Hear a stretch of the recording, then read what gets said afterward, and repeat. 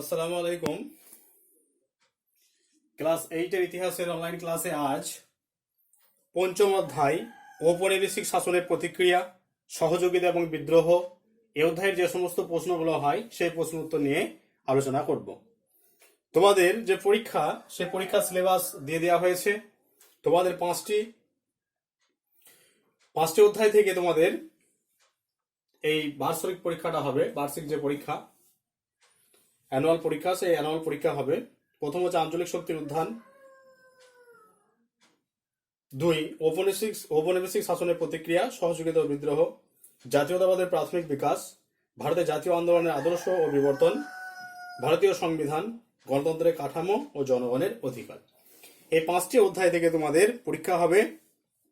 আজকে এই পঞ্চম অধ্যায় ঔপনিবেশিক শাসনের প্রতিক্রিয়া, সহযোগিতা ও বিদ্রোহ এই অধ্যায়ের যে সমস্ত শর্ট প্রশ্নগুলো হয়, 1 নম্বর 2 নম্বরের যে প্রশ্নগুলো হয়, সেই 1 নম্বর 2 নম্বরের প্রশ্নগুলো নিয়ে আলোচনা করব।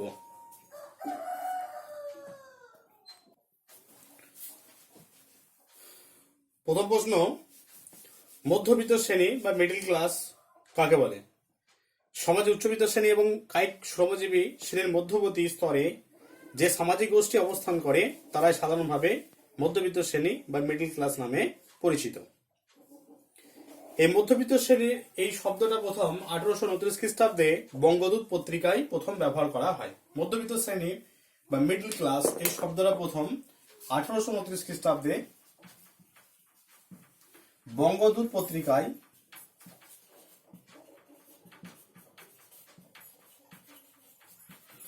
প্রথম মিডল ক্লাস বা মধ্যবিত্ত শ্রেণী এই যে শব্দটা, এটা প্রথম আলোচনা করা হয় বা প্রথম উল্লেখ করা হয়।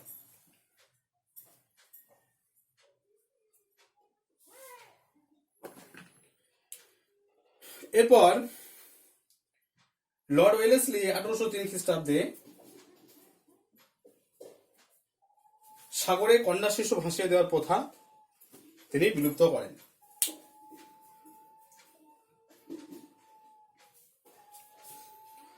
সতেরোশো আশি খ্রিস্টাব্দে James Augustus Hicky Bengal Gazette নামে একটি সাপ্তাহিক পত্রিকা প্রকাশ করেন। জেমস অগাস্টাস হিকি, এটা হিকিস গেজেট নামেও পরিচিত।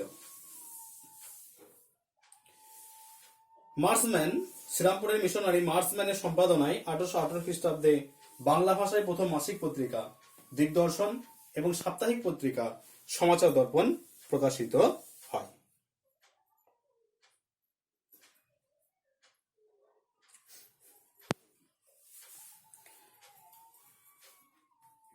শ্রীরামপুর ত্রয়ী কাদের বলা হয়? উইলিয়াম ক্যারি, জোশুয়া মার্সম্যান এবং উইলিয়াম ওয়ার্ড, এদের উদ্যোগে শ্রীরামপুরে ব্যাপটিস্ট মিশন প্রতিষ্ঠিত হয়। এই মিশন থেকে সর্বপ্রথম বাংলা ও অন্যান্য ভাষায় বাইবেলের অনুবাদ প্রকাশিত। উইলিয়াম ক্যারি, জোশুয়া মার্সম্যান এবং উইলিয়াম ওয়ার্ডকে একত্রে শ্রীরামপুর ত্রয়ী বলা হয়। এই শ্রীরামপুর ত্রয়ী ব্যাপটিস্ট মিশন থেকে, শ্রীরামপুরের যে ব্যাপটিস্ট মিশন, সেই ব্যাপটিস্ট মিশন থেকে বাংলা এবং অন্যান্য ভাষায় প্রথম বাইবেল অনুদিত হয়, বাইবেল প্রকাশিত হয়। রাজা রামমোহন রায় 1815 খ্রিস্টাব্দে কলকাতায় অ্যাংলো হিন্দু স্কুল প্রতিষ্ঠা করেন।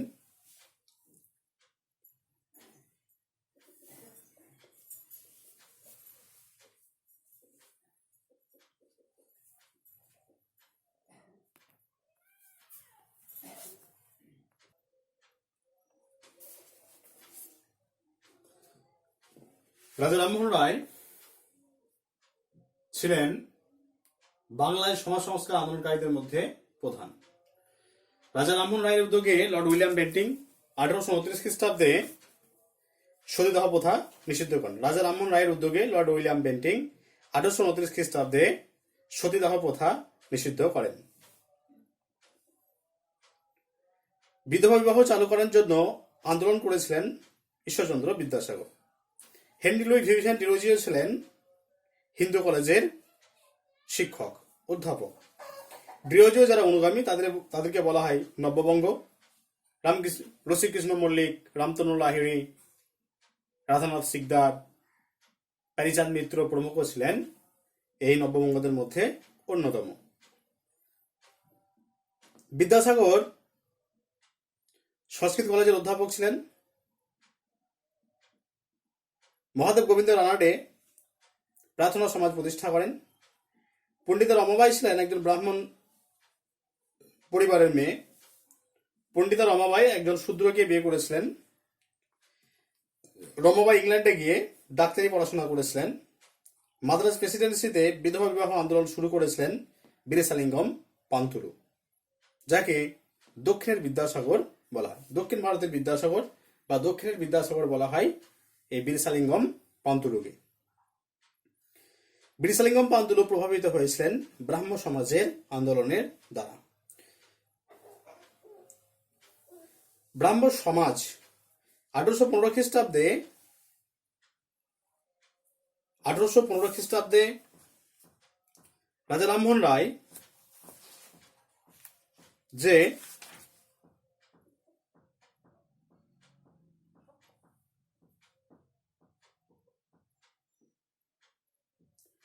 অ্যাংলো হিন্দু রাজা রামমোহন রায় 1815 খ্রিস্টাব্দে অ্যাংলো হিন্দু স্কুল প্রতিষ্ঠা করেন। রাজা রামমোহন রায় 1828 খ্রিস্টাব্দে ব্রাহ্ম সমাজ গড়ে তোলেন। বৈষ্ণব ধর্মের জনপ্রিয় ঐতিহ্য এবং ব্রাহ্ম ধারণার মধ্যে সংযোগ তৈরি করেছিলেন বিজয় কৃষ্ণ গোস্বামী। জ্যোতিরাও ফুলে সমাজ সংস্কার আন্দোলন শুরু করেছিলেন মহারাষ্ট্রে। জ্যোতিরাও ফুলে নিচুতলার মানুষদের অধিকার প্রতিষ্ঠার জন্য প্রতিষ্ঠা করেছিলেন সত্যশোধক সমাজ। 1875 খ্রিস্টাব্দে আর্য সমাজ প্রতিষ্ঠা করেছিলেন স্বামী দয়ানন্দ সরস্বতী।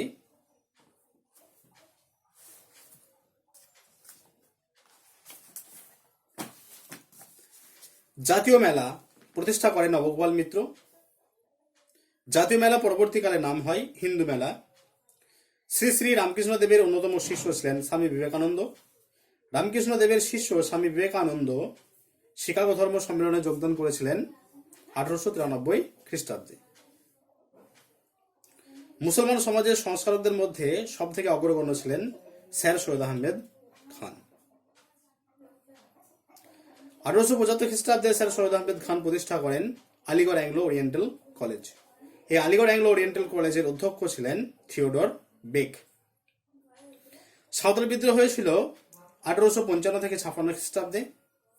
সাঁওতালরা তাদের এলাকায় বহিরাগত মহাজন এবং জমিদারদের বলতো দিকু।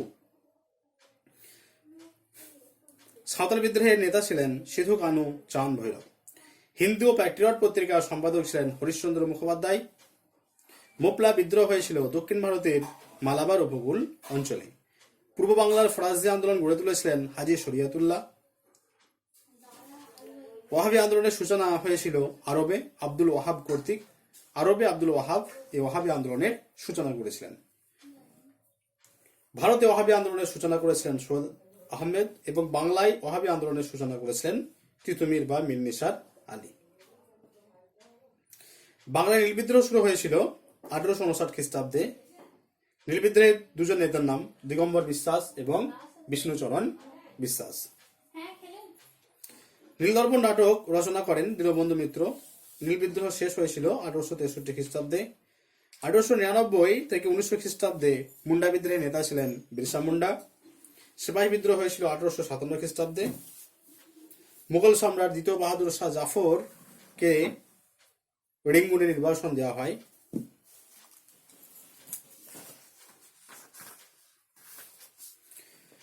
1857 খ্রিস্টাব্দে বিদ্রোহের ফলে ভারত সম্রাজ্ঞী হয়েছিলেন রানী ভিক্টোরিয়া। ভারতের প্রথম ভাইসরয় ছিলেন লর্ড ক্যানিং।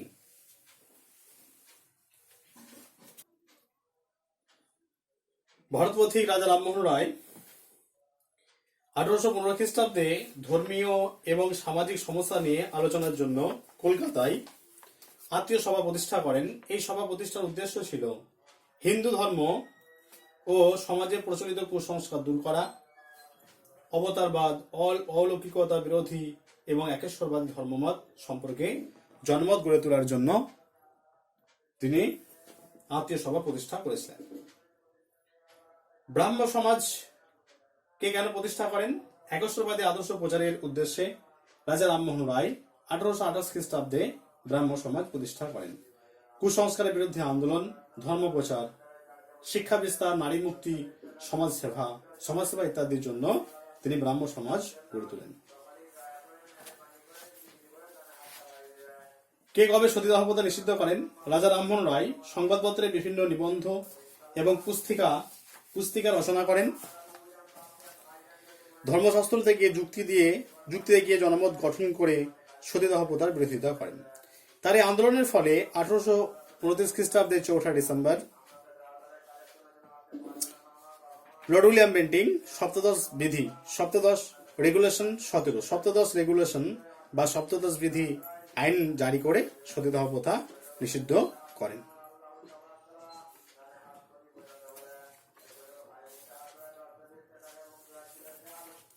রাজা রামমোহন রায় প্রকাশিত দুটি সংবাদপত্রের নাম। রাজা রামমোহন রায় সংবাদ কৌমুদী এবং মিরাত উল আকবর নামে দুটি পত্রিকা প্রকাশ করেছিলেন।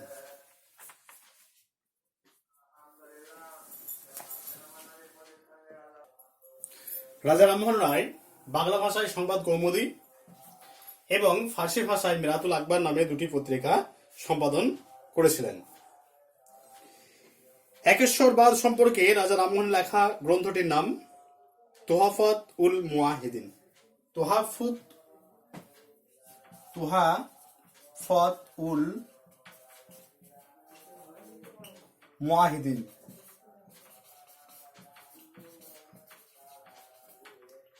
তোহাফত উল মুওয়াহিদিন এই একেশ্বরবাদ সম্পর্কে তিনি যে গ্রন্থটি লিখেছিলেন তার নাম।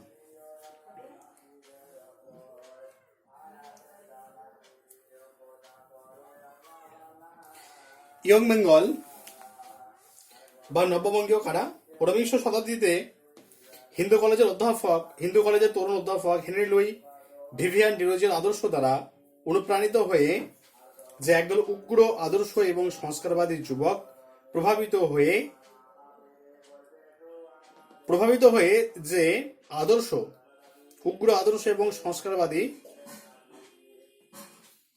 আদর্শ এবং সংস্কারবাদী যুবক পাশ্চাত্য সভ্যতার অনুকরণ করতে শুরু করেছিল, তারা ইয়াং বেঙ্গল বা নববঙ্গ নামে পরিচিত। তাহলে 19বিংশ শতাব্দীতে হিন্দু কলেজের অধ্যাপক হেনরি লুই ভিভিয়ান ডিরোজিওর আদর্শ দ্বারা প্রভাবিত হয়ে যে একদল উগ্র আদর্শ এবং সংস্কারবাদী যুবক পাশ্চাত্য সভ্যতার অনুকরণ করতে শুরু করেছিল, তারা নববঙ্গ বা ইয়ং বেঙ্গল নামে পরিচিত। এই নববঙ্গ বা ইয়ং বেঙ্গল দলের উদ্দেশ্য কি ছিল? নববঙ্গীয়রা প্রচলিত সামাজিক, অর্থনৈতিক, ধর্মীয় ও রাষ্ট্রীয় সংস্কারের বিরুদ্ধে স্বাধীন মতামত ব্যক্ত করত। জাতিভেদ প্রথা, অস্পৃশ্যতা, মূর্তি পূজা, সতীদাহ ও প্রচলিত হিন্দু ধর্মের যে কোনো সনাতন আচার আচরণ তাদের আক্রমণের মূল লক্ষ্য ছিল। একাডেমিক অ্যাসোসিয়েশন কে কবে প্রতিষ্ঠা করেন? পৌতলিকতা, জাতিভেদ, অদৃষ্টবাদ প্রভৃতি সামাজিক কুসংস্কার দূরীকরণ এবং সাহিত্য, স্বদেশপ্রেম প্রভৃতি বিষয়ে আলোচনা এবং বিতর্কের জন্য ডিরোজিওর উদ্যোগে 1828 খ্রিস্টাব্দে একাডেমিক অ্যাসোসিয়েশন প্রতিষ্ঠিত হয়।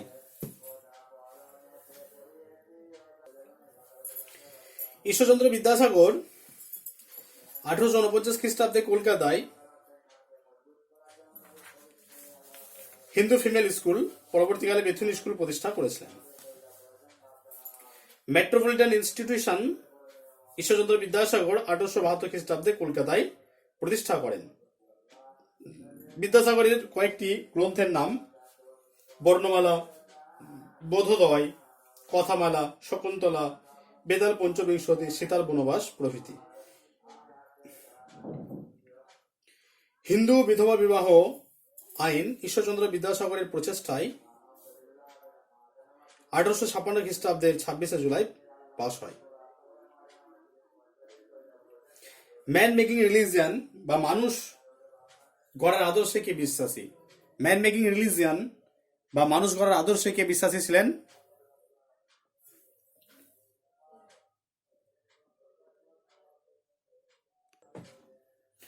ম্যান মেকিং রিলিজিয়ান বা মানুষ গড়ার আদর্শে কে বিশ্বাসী ছিলেন? Swami Vivekananda. Man making religion বা মানুষ তৈরির আদর্শে বিশ্বাসী ছিলেন স্বামী বিবেকানন্দ। স্বামী বিবেকানন্দ লেখা দুটি গ্রন্থের নাম প্রাচ্য পাশ্চাত্য জ্ঞানযোগ রাজযোগ বর্তমান ভারত। প্রাচ্য পাশ্চাত্য জ্ঞানযোগ রাজযোগ বর্তমান ভারত। স্বামী বিবেকানন্দ 1897 খ্রিস্টাব্দে রামকৃষ্ণ মিশন প্রতিষ্ঠা করেছেন। 1897 খ্রিস্টাব্দে বেলুর মঠে স্বামী বিবেকানন্দ রামকৃষ্ণ মিশন প্রতিষ্ঠা করেন।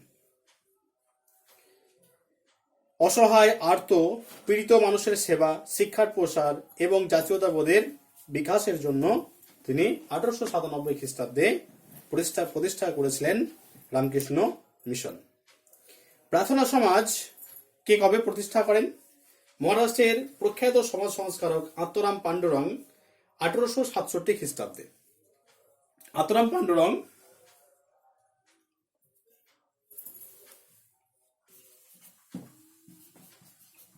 আত্মারাম পাণ্ডুরং 1867 খ্রিস্টাব্দে প্রার্থনা সমাজ প্রতিষ্ঠা করেছিলেন। সনাতন হিন্দু ধর্মের বহুবিধ আচার আচরণের পরিবর্তে একেশ্বরবাদ প্রচার করাই ছিল প্রার্থনা সমাজের মূল লক্ষ্য। আর্য সমাজ কে কবে প্রতিষ্ঠা করেছিলেন? 1875 খ্রিস্টাব্দে স্বামী দয়ানন্দ সরস্বতী।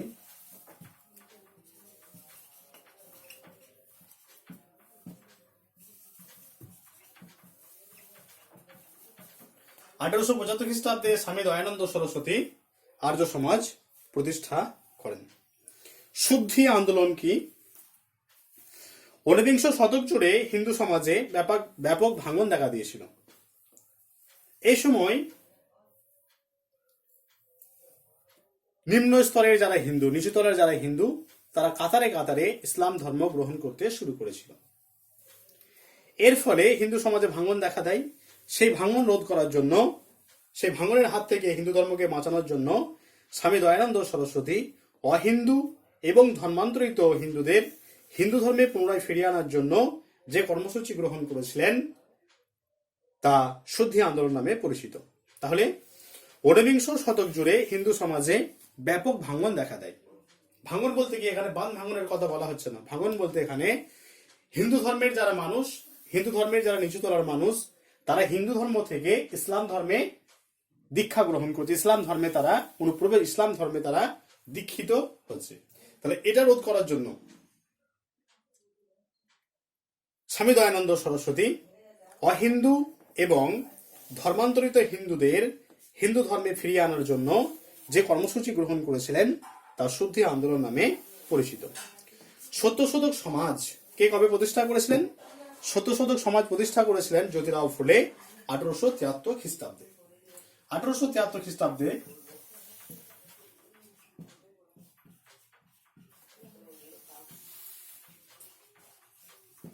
জ্যোতিরাও ফুলে সত্যশোধক সমাজ প্রতিষ্ঠা করেন।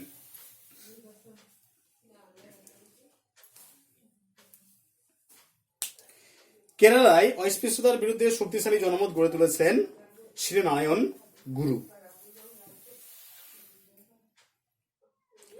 বিরিসালিঙ্গম পান্তুলু দক্ষিণ ভারতের একজন যুগান্তকারী সমাজ সংস্কারক এবং তেলেগু সাহিত্যের জনক, যার সমগ্র কর্মজীবন নারী শিক্ষা এবং বিধবা বিবাহ প্রভৃতি নারী মুক্তি কেন্দ্রিক কর্মসূচিকে কেন্দ্র করে আবর্তিত হয়েছিল। এ কারণে বিরিসালিঙ্গম পান্তুলুকে দক্ষিণ ভারতের বিদ্যাসাগর বলা হয়। আলিগড় অ্যাংলো ওরিয়েন্টাল কলেজ কে কবে প্রতিষ্ঠা করেন? আলিগড় অ্যাংলো ওরিয়েন্টাল কলেজ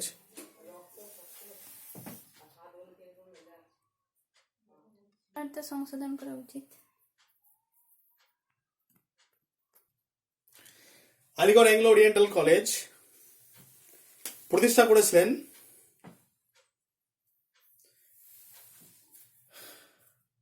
শের সৈয়দ আহমেদ খান 1875 খ্রিস্টাব্দে আলিগড়ে।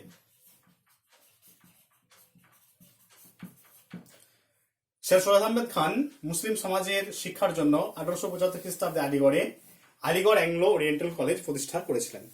এবং আলিগড় অ্যাংলো ওরিয়েন্টাল কলেজের অধ্যক্ষ ছিলেন, প্রথম অধ্যক্ষ ছিলেন থিওডোর বেক।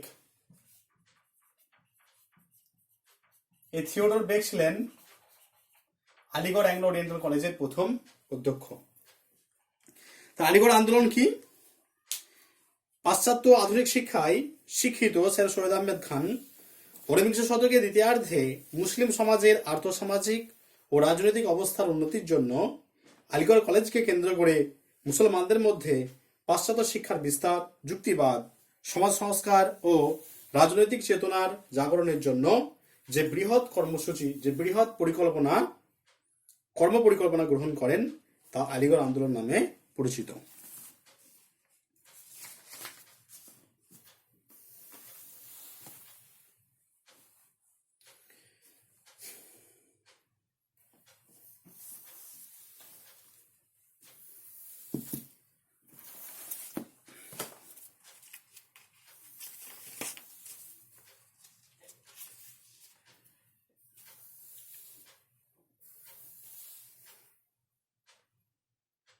মোপলা বিদ্রোহ কি?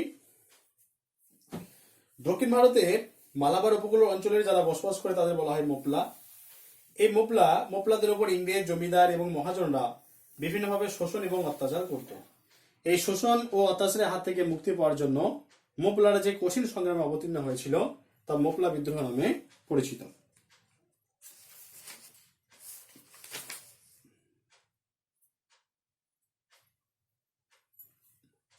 সিপাহী বিদ্রোহের প্রত্যক্ষ কারণ কি ছিল? না, সিপাহী বিদ্রোহের প্রত্যক্ষ কারণ ছিল এনফিল্ড রাইফেলের ব্যবহার। এনফিল্ড রাইফেলের ব্যবহার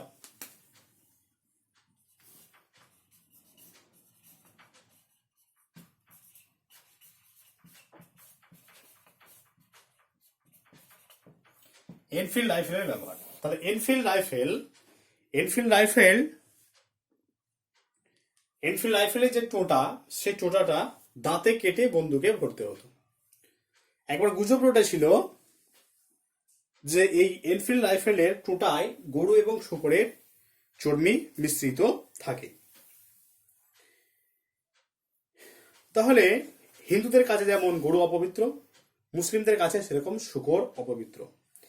তাই ধর্মচ্যুত হওয়ার ভয়ে, হিন্দু এবং মুসলমান উভয়ে ধর্মচ্যুত হওয়ার ভয়ে সিপাহীরা, হিন্দু এবং মুসলমান সিপাহীরা ধর্মচ্যুত হওয়ার ভয়ে এই কার্তুজ ব্যবহার করতে অসম্মত হয় ও সিপাহীরা বিদ্রোহ ঘোষণা করে।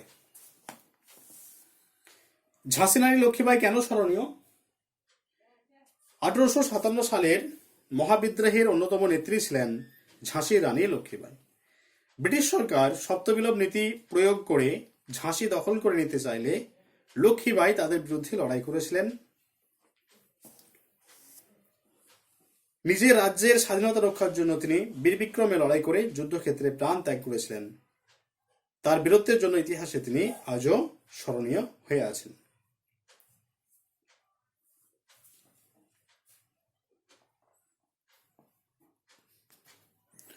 তোমাদের পঞ্চম অধ্যায়ের যে সমস্ত শর্ট প্রশ্নগুলো ছিল, সমস্ত শর্ট প্রশ্ন মোটামুটি ভাবে আলোচনা করা হলো। কারো যদি কিছু বুঝতে অসুবিধা হয় অবশ্যই আমাকে জানাবে।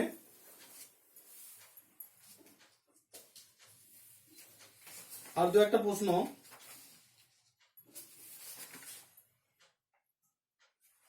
প্রশ্ন আলোচনা করেছি। ওর প্রশ্ন, রাজা রামমোহন রায়কে ভারত পথিক এই উপাধিটি দিয়েছিলেন বিশ্বকবি রবীন্দ্রনাথ ঠাকুর। বেগম রোকেয়া সাখাওয়াত হোসেনকে বলা হয় বাঙালি নারী জাগরণের অগ্রদূত। বেগম রোকেয়া সাখাওয়াত হোসেনকে বলা হয় বাঙালি নারী জাগরণের অগ্রদূত। উলগুলান শব্দটির অর্থ হলো ভয়ঙ্কর বিশৃঙ্খলা। উলগুলান শব্দটির অর্থ হলো ভয়ঙ্কর বিশৃঙ্খলা।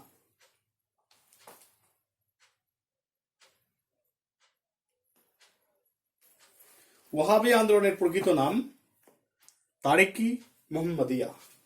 ওহাবি আন্দোলনের প্রকৃত নাম হলো তারিক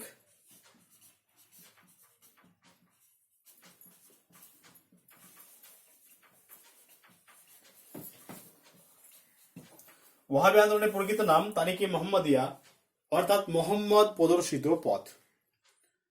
হযরত মুহাম্মদ সাল্লাল্লাহু আলাইহি ওয়াসাল্লামের যে পথ, তিনি যেভাবে রাস্তা দেখিয়ে গেছেন, সেই তরিকা বা সেই পথের যে সন্ধান, সেটাকে বলছে তারিকে মোহাম্মদিয়া বা মোহাম্মদ প্রদর্শিত পথ। এই ওয়াহাবি আন্দোলনের এটা হলো প্রকৃত নাম। তাহলে এই প্রশ্নগুলো তোমরা ভালোভাবে তৈরি করবে।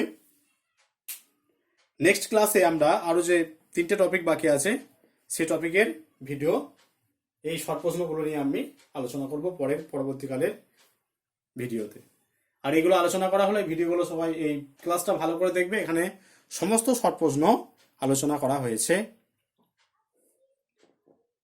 তোমাদের যে পরীক্ষা, সেই পরীক্ষায় কিন্তু শর্ট প্রশ্নই থাকবে, আর 2 নম্বরে 2টো প্রশ্ন থাকবে, বাকিগুলো সব শর্ট প্রশ্ন। তাই শর্ট প্রশ্নের উপর তোমাদের বেশি করে জোর দিতে হবে। ঠিক আছে।